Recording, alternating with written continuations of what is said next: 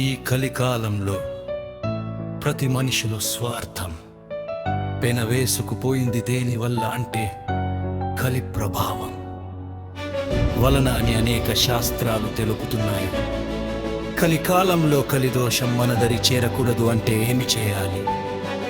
నలదమయంతుల కథ కనీసం ఒక్కసారైనా చదవాలి. ఇది కలికాలం కాబట్టి అందరికీ చదివే అవకాశం రాకపోవచ్చు, లేదా చదవాలని ఉన్న పుస్తకం పట్టుకోగానే మైకం కమ్మి నిద్ర పట్టేయవచ్చు. ఇలా అనుకుంటూ కాలం గడిపేస్తే కలిపురుషుడి ప్రభావం ఎలా తగ్గుతుంది?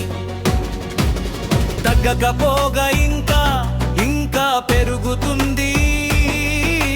కలి ప్రభావం వలన మనం నిత్యం ఎన్ని ఇబ్బందులు ఎదుర్కొంటున్నామో, ఎన్ని కష్టాలు పడుతున్నామో చూస్తూనే ఉన్నాం కదా. మరెలా కలి ప్రభావం తగ్గుతుంది?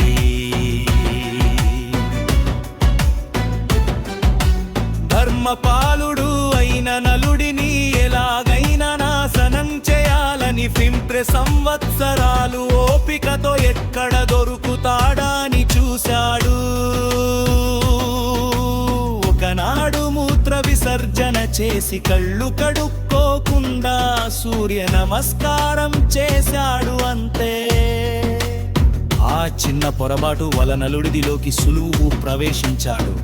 కలి, అది కూడా కలియుగం కాదు, కృతయుగంలో. కృతయుగం అంటే ధర్మానికి నిలయం, ఆ యుగంలో అధర్మం పొరబాటున ప్రవేశించలేదు. అలాంటి యుగంలోనే మూత్ర విసర్జన చేసి కాళ్ళు కడుకోలేదని నలుడిని పట్టుతున్నాడంటే ఈ యుగంలో మనం ఎంత ధర్మబద్ధంగా బ్రతుకుతున్నామో ఒక్కసారి ఆలోచించి చూసుకోండి. కలి ప్రవేశించడంతో జూదం ఆడాలని అనిపించింది. అప్పటి వరకు జూదంలో విజేతగా ఉన్నాడు తనకంటే అల్పుడైన వాడి చేతిలో రాజ్యంతో సహా సర్వాన్ని కోల్పోయాడు. అడవుల పాలయ్యాడు. అయిన తన ధర్మనిష్టకి బద్ధుడై జీవించాడు. ఆపదలో ఉన్న కర్కోటకుడు అనే సర్పాన్ని రక్షించాడు. అప్పటి వరకు సుందరమైన రూపంతో ఉన్న నలుడి క్షేమం కోసం కర్కోటకుడు కురూపిగా మార్చి ఋతుపర్ణుడి రాజ్యానికి వెళ్ళేలా చేశాడు.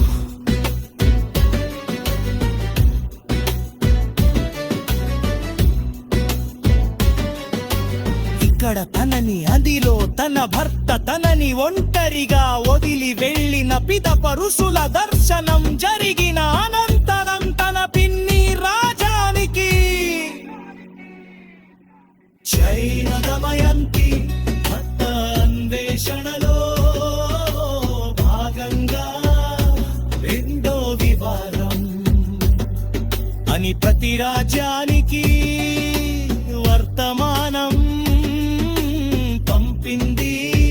ఋతుపర్ణుడి రాజ్యంలో తన భర్త అయిన నలుడు ఉన్నాడని, అయితే కురూపిగా ఉన్నాడని సందేహించిన దమయంతి ప్రత్యేకించి ఋతుపర్ణుడి రాజ్యానికి 2 సార్లు వర్తమానం పంపడం, తెల్లారితే స్వయంవరం కావడంతో ఋతుపర్ణుడు నలుడికి రథం తోలడంలో ఉన్న చాకచక్యం తెలిసి సారథ్యం కోరతాడు. అప్పటికే తన భార్య దమయంతి ఇలా ఎందుకు చేస్తుంది?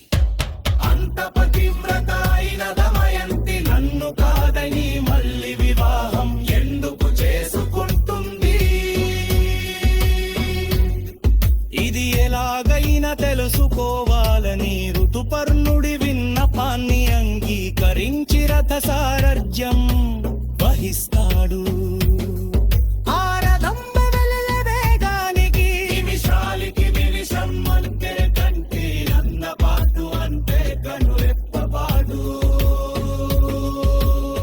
కాలంలో అయోజనాల దూరం వెళ్ళే వేగానికి ఋతుపర్ణుడు ఆశ్చర్యపోతాడు. మహాత్మా,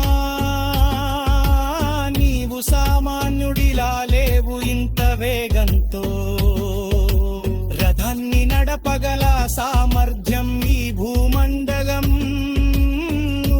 ఉత్తరికే ఉందే, ఆయనే నలురు. అది మీరే అని నా సందేహం. నిజం చెప్పండి అంటూ ఉండగా ఆ వేగానికి తన భుజం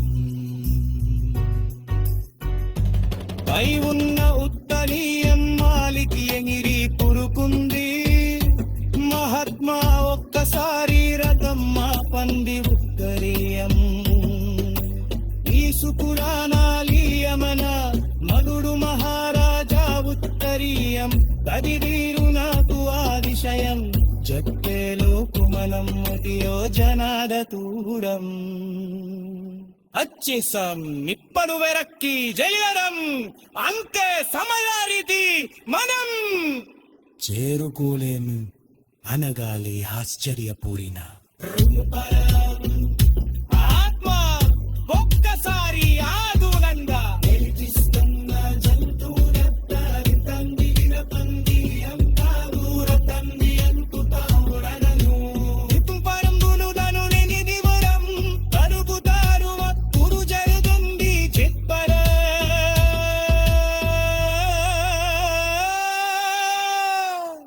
రిత పన్నును